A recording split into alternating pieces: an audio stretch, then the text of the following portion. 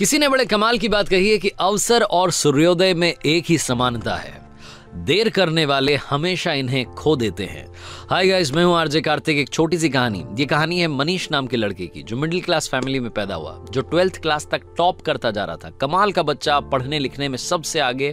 Family को उस पर गर्व था। फैमिली को लगता था कि ये बच्चा जब बड़ा हो जाएगा तो कुछ कमाल करेगा, हम लोगों की लाइफ बदल देगा, हमारी फैमिली में हैप्पीनेस आ जाएगी, सब कुछ बदल देगा सिर्फ और सिर्फ ये लड़का। लेकिन वो लड़का जब 12th क्लास पास करके कॉलेज में गया तो उसकी लाइफ बदल गई। उसके आसपास ऐसे दोस्त आ गए जिन्होंने उसे बिगाड़ के रख दिया। देर रात तक पार्टी चलने लगी, घर वालों से झूठ बोल करके पैसा मंगाने लगा। घर वालों को समझ में आ रहा था, उन्होंने एक दिन इसको समझाने की कोशिश की, लेकिन मनीष ने घर वालों को डांट दिया कि आप मुझे ज्ञान मत दीजिए, मुझे सब कुछ मालूम है और आपके ज्ञान से बात नहीं बनेगी, आप शांत रहिए, मैं अपनी जिंदगी जी लूंगा। घर वालों ने कुछ नहीं बोला।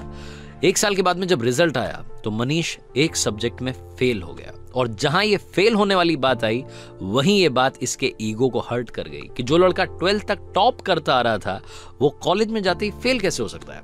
और ये जो फेल होने वाली बात थी इसके मन में, इसके दिमाग में इतना घर कर गई कि ये घर में बंद हो गया, एक कमरे में रहने लग गया, घर वालों से बात करना बंद कर दिया, दोस्तों के फोन उठाना बंद कर दिया, यहां तक कि बाहर आना जाना बंद कर दिया।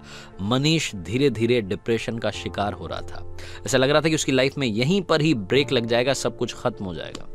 मनीष जिस स्कूल में पढ़ता था, जहां से 12th पास आउट की थी, वहां के प्रिंसिपल को जब ये बात मालूम चली तो उन्होंने मनीष को अपने से मिलने के लिए बुलाया, डिनर पर बुलाया।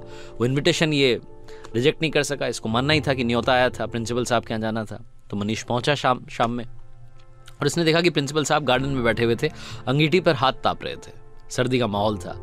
ये भी जाकर के बैठ गया। उन्होंने पूछा कि क्या हालचाल है बेटा, क्या चल रहा है, तो कुछ नहीं बोला। 10-15 मिनट तक दोनों के बीच में बातचीत नहीं हुई। तो प्रिंसिपल साहब ने सोचा कि क्या अलग किया जाए। उन्होंने अंगीठी में से एक कोयले का टुकड़ा जल रहा था, उसको बाहर निकाला और धधकते हुए टुकड़े को मिट्टी में फेंक दिया। जैसे वो मिट्टी में फेंका, थोड़ी देर तो धधका, उसके बाद में वो बुझ गया। तब मनीष ने बोला कि सर ये आपने क्या किया, एक कोयले का टुकड़ा जो अंदर जल रहा था, धधक रहा था, हमें गर्मी दे रहा था, उसको बाहर मिट्टी में फेंक दिया, बर्बाद कर दिया। तो प्रिंसिपल ने कहा कि बर्बाद कहां कर दिया, कौन सी बड़ी बात हुई, वापस इसको ठीक कर देते हैं। उन्होंने उस कोयले के टुकड़े को उठाया मिट्टी में से और वापस ला करके अंगीठी में डाल दिया। फिर से वो टुकड़ा थोड़ी देर बाद जलने लगा, गर्मी देने लगा। तो प्रिंसिपल ने पूछा कि बेटा कुछ समझ में आया। मनीष ने कहा नहीं। तो प्रिंसिपल ने कहा कि बेटा मैं यही समझाने के लिए तुम्हें यहां बुला रहा था, ये जो कोयले का टुकड़ा है ये तुम हो।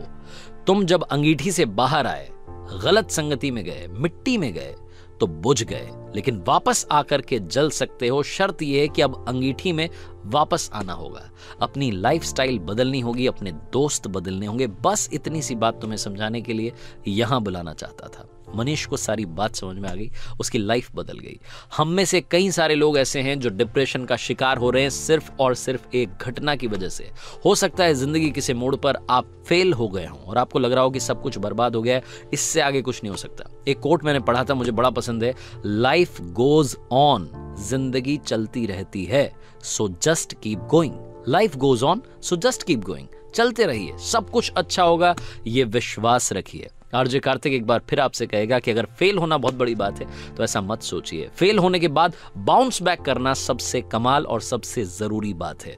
ऐसे कई सारे एग्जाम्पल्स हमारे सामने हैं जो फेल हुए लेकिन उन्होंने वापसी की। तो कम बैक करने के लिए तैयार रहिए, डिप्रेशन को टाटा बाय बाय कहिए और कर दिखाइए कुछ ऐसा कि दुनिया करना चाहे आपके जैसा। हर सोमवार सुबह 9:30 बजे मेरे चैनल पर देखिए एक नई कहानी।